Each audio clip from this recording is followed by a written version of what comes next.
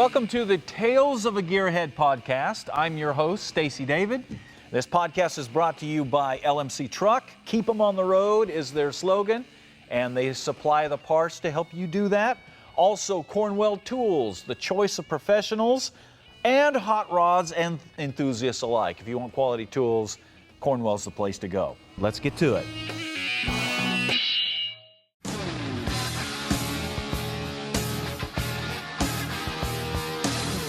The magic of the original Van Halen, Roth's vocal. He had this crazy vocal that matched this crazy guitar.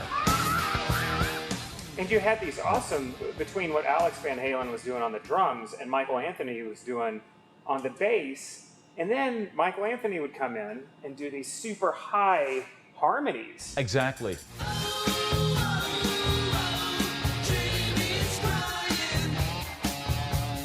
And honestly, Michael Anthony didn't really get the credit I think he deserved. Not only was he a phenomenal player, but you're right, that high harmony, you take that out of there, that's Van Halen. Man, that dude was up there. That's some really good singing. See, I just assumed that was a studio singer or Roth doubling himself or whatever. I didn't really think much of that. And he's a big car guy too, so.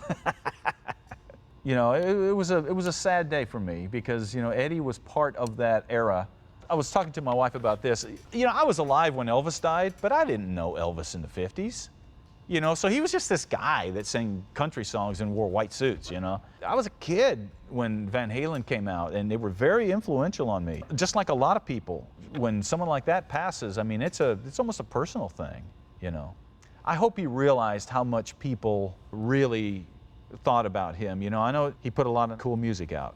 Another thing about Eddie Van Halen that a lot of people don't look at, and this brings it into the car aspect of it, he was a car guy. He was a hot rodder in the truest sense of the word. Now, you think, well, Eddie never was really into cars, not near as much as Michael Anthony was. He had an S10 or a few things, but, you never saw Eddie doing a bunch of hot rod stuff. That's really not what I'm talking about. It's the hot rod mentality.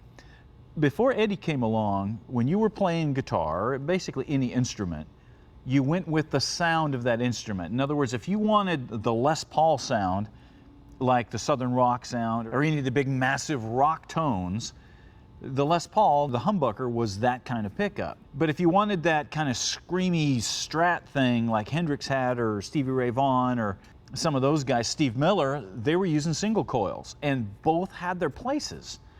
But they were two very distinct sounds, and you kind of had to get the guitar that went with that. Not Eddie. Eddie didn't play any particular thing. He made his own guitar. And he was actually just as famous for his guitar, Frankenstein, than he was for his playing. I remember reading the stories about how he would take this guitar and he would mess with pickups and he would chop things off of it, and people would give him guitars and he would put them on the bandsaw and cut them up, and it was all about tone and trying to get something to play better. He was the first guy that I ever saw really do that. And it opened up the whole world of people, that would take a guitar and go, my Strat, I want better pickups in it. Or my Les Paul, I want a different sound in it. Or I want to add a third pickup, or whatever you may do. Eddie was kind of the grandfather of that. And to this day, I think Frankenstein sits in the Smithsonian. And it is, if you need to look at that thing, if you ever get a chance, it is butchered up. It was a total hot rod thing, man. And that is the same mentality that we take as hot rodders. We're like, well, I may have a Camaro or a 57 Chevy or a Jeep or whatever, but I don't like it stock. I want to do something to it to make it better, faster, bigger tires, make it perform better. And that was completely the mentality of Eddie Van Halen toward music. So he inspired people in a lot of ways. Anybody that inspires you to go beyond what you are, to try to do something better, that pushes you toward excellence, that's a good thing. And Eddie was great about that. I started out in cars like everybody does. You would take off a piece and replace it, and you would take off a stock valve cover and put on a chrome one, or you just with customizing what you had. And as you watch in the magazines, there's always inspiration with that. Some of my earliest inspirations were guys like Darryl Starbird and Ed Roth. There was George Barris, obviously. One of my biggest influences was Dean Jeffries, who never gets the credit that he deserves. Gene Winfield is a good friend of mine and just one of those guys. These were the guys that were doing crazy stuff, but you saw it in magazines, you saw it from a distance, and you never really saw anybody doing it. You saw like the finished product, but you didn't understand how they got from point A to point B. So it was almost an unachievable thing until one day I spent a summer with a guy, his name was Jim Williamson, and he was a huge influence on me, probably the biggest influence. And he was just a mechanic and a builder out there in Twin Falls, Idaho, and he had graduated high school with my dad, and he was a think outside the box, crazy sort of guy. I remember going into his shop. I was just hanging out, apprenticing with him through the summer just to learn stuff. And I walked into his shop, and he specialized in Jags, and he had taken a Jag XKE, and he had put a rotary engine Mazda in it, which was what people were doing at the time. But I remember he had welded up all of the headlights and put in Corvette flip-up headlights on it for the customer. And I mean, it was awful, but I remember looking at it, and of course it was all unfinished, and the metalwork hadn't been finished out, and it just looked like a mess to me. Of course, I was a big fan of the Jag, and I'm like, Jim, you ruined the car. He goes, oh no. He said, you know, we'll cut that out, and we'll fix that, and I'll go ahead and just put that on there. He says, you know, this guy wanted those headlights in there, but I don't like them. He said, I'm just going to take those Corvette lights back out, and he said, I'll just weld the panel in, and I'll make another piece. We'll put the stock headlights back in. It was an epiphany to me. To me, it looked ruined. And he was like, no, this is nothing. And I was like, teach me that. I want to know how to do that to where nothing is off the table. Nothing is impossible. If you want to take a square peg and put it in a round hole, you just have to change the round hole.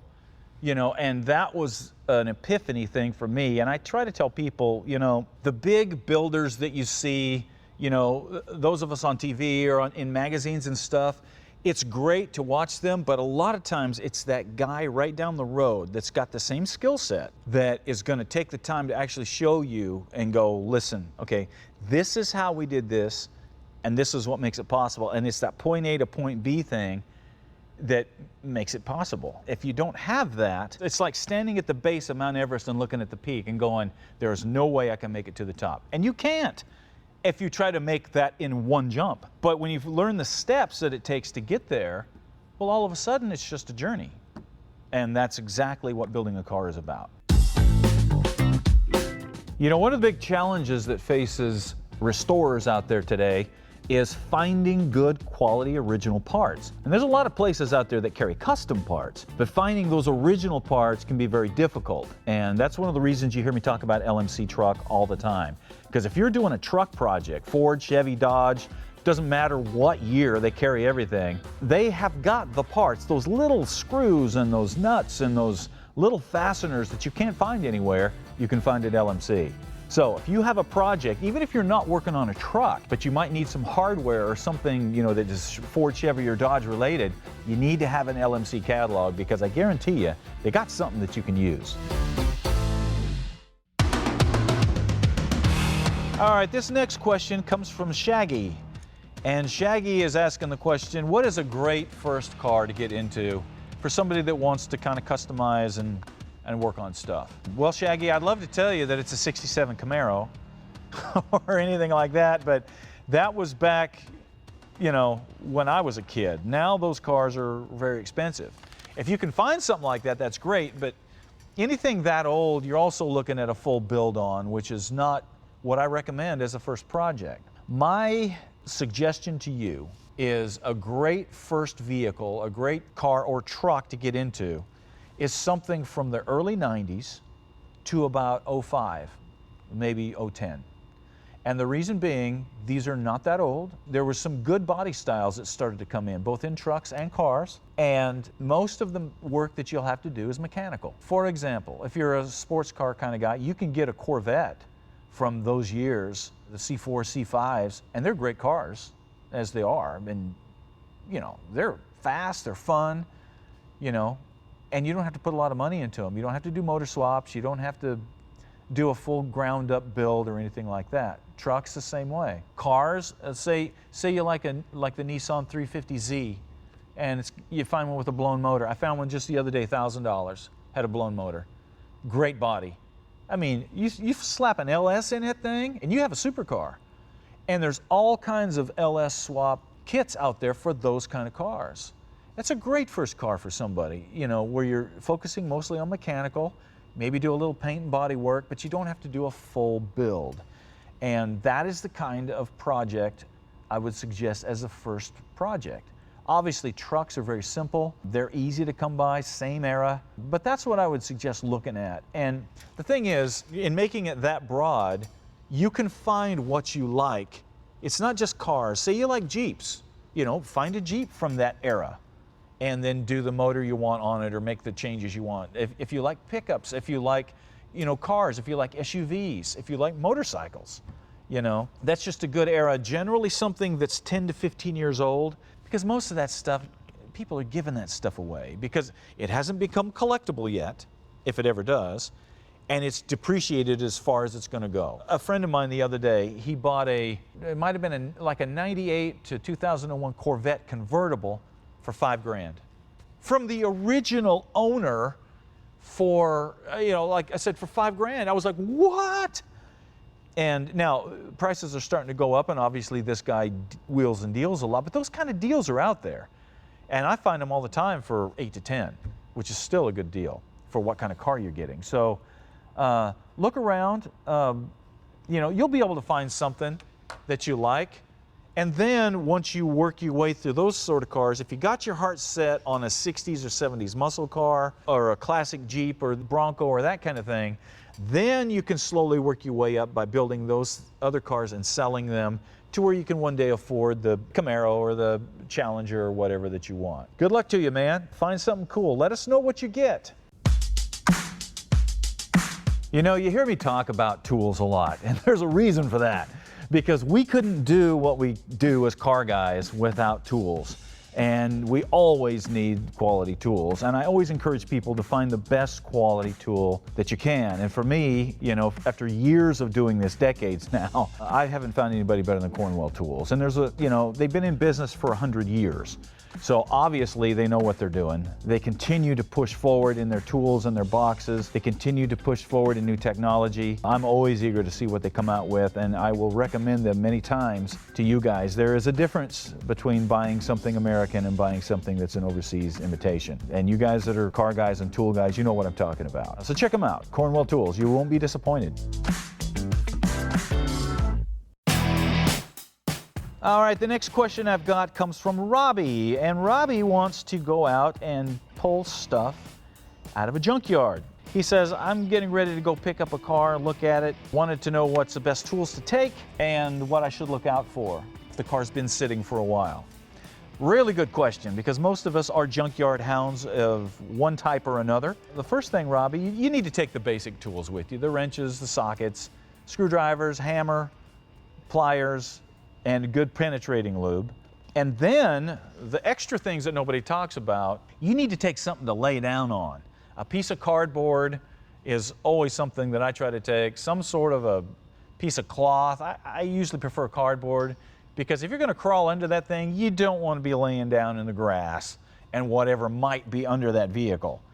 Also, you need some sort of nice spray, you know, WD-40, something with a nice spray blast pattern, so if you crawl up under there and there's a skunk or a possum or something looking you in the eye, you need to be able to spray that thing out of there, you know, and not reach up with your hand. And that brings up a whole nother issue when you get out in the wild like that, is the wildlife. Nobody talks about this stuff, and I have had so many encounters. I've got a whole book coming out about that stuff. You have to be prepared for whatever. I went to a junkyard one time. I really wanted a Charger. I wanted a 68, 69 Charger. A friend of mine's like, man, there's one sitting down at this junkyard. And so I run down there thinking, there's no way. I go up to the guy and I said, I understand you have a 68 Charger here. He goes, oh yeah. I said, I have a nice one. He said, it's down in the bottom yard. I said, well, you know, what's the price on it? He goes, $2,000. And so I'm like, is there any rust? He goes, no, there's no rust in it. He said, the motor's out of it. He said, but the car's solid. I said, so what else is wrong with it? He said, well, there's a family of rattlesnakes living in the trunk. Yeah, and the conversation just kind of stopped right there. And I said, now, when you say family of rattlesnakes, what exactly do you mean? He said, there's a nest of rattlesnakes in the trunk. And I was like, seriously? He said, yeah, seriously. And I said, well, why don't you get them out of there? He goes, why don't you get them out of there? And I'm sure the car is still there to this day, because who wants to dink with that? Let me tell you a little bit about snakes. Unlike any other animal, when it comes to cars, they don't just get out like a rodent or a skunk or something. You make enough noise, those things will get out of there. A snake just kind of curls around the seat or wherever they might be, and they're along for the ride. I don't know if you guys remember a show that we did a few years back where I got portholes out of a '56 Buick out of a junkyard. We went there, I pulled the engine out, we ripped the engine out with a front end loader. Then the front end loader picked up the car and carried it over to the crushing area. After all of that, we pulled the trunk open, and there's a big old snake in the trunk. That snake rode through all of that. It was there looking at us when we pulled the motor out. When I pulled the seats out, it was there. That snake rode through the whole time until we popped the trunk and started digging around. He was in there. And the problem with this is, now just fast forward, you get your car, you bring it home. You put it in the garage. And now everything that's in there seeks out a nice warm spot, usually around your hot water heater, in your garage. And now you've got an infestation of whatever you brought home. Trust me, guys, you don't want that. So my recommendation is anything that you buy that has been sitting out in a field, you let it sit outside for a while before you bring it into your garage, into your man cave, and let those things get out of there. And this, bugs, spiders, all that kind of stuff as well. But it's those crawly things that you don't want to bring home. So Robby, that's the biggest thing I would suggest. When you get out there, be on the lookout for those kind of things. I always carry a long-handled pry bar, for reaching into those areas, and just make noise, and those things will get out of there. Under seats, oh man, take a long screwdriver and just mess around under that seat, and don't be surprised what may come out of there. Take your cues on that, be careful. Other than that, you should be good to go. And if you're after a specific part, you don't really say if you're after a full vehicle or just you want to pull parts. Looks like you kind of are interested in doing both. If you know the specific part you're after, in other words, if you're going to cut off a quarter panel of a car, or if you're going to pull a water pump off, make sure you take the tools to do that. I go out to junkyards a lot of time and cut body panels off, fins, windshields, roofs, that kind of thing. So I always take, a Sawzall is the tool of choice, especially an electric Sawzall. Man, you can cut off a quarter panel in just a few minutes. Make sure you're taking the right tools to be able to remove the parts that you want. And you'll have a good time, man. It'll be a fun deal. Good luck to you. In the forests of the South lives a quiet, friendly little animal with a sharp nose and a long tail called the possum. I went out and looked at some MGs once in Kentucky, and I popped the hood, and there's a family of possums sitting there looking at me. And they wouldn't leave. The guy goes, well, you have to take the possums. And I'm like, I don't want to take those home to my garage. So I grab a stick and I start poking at them. And they're just, they start playing dead and stuff. And they were all wound around the motor and stuff in the back. I didn't buy the car because of it. And the thing is, with a possum, you look like you can reach in there and grab them. Those will bite the crap out of you. Big old nasty rodent thing, all full of all kinds of rabies and stuff. Ran into wolf spiders on one car. Those are big suckers, man, and they're fast. Yeah, that'll send you running real quick. But like I said, the snakes are the biggest thing. And around here in Tennessee, there are snakes. Oh, yeah. They're not usually poisonous. I've never run, other than the rattlesnakes and that was out west, in the Charger, all the snakes I've run across have just been like big king snakes or whatever, but they're big. And they're always right there. That's the thing with a snake. You don't see them from a distance, man. They're like right in your face. It's like, whoa, what's right beside me? Big squirmy thing. Just need to be careful when you go out there. And another thing we've got here is the chiggers. And we got a lot of ticks, but the chiggers was a new thing for me. And you don't see those until the next day when you start itching. That's why I recommend do not lay in the grass. Make sure you have something to lay on, and try to get out from under that thing as quick as possible.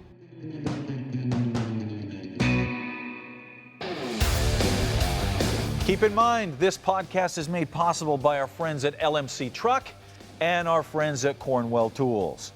All right, that wraps it up for us today. It is time for you to get out there, start working on something, build something with your own two hands, send in your questions, send in your pictures, let us know what you're working on. All right, we'll see you later.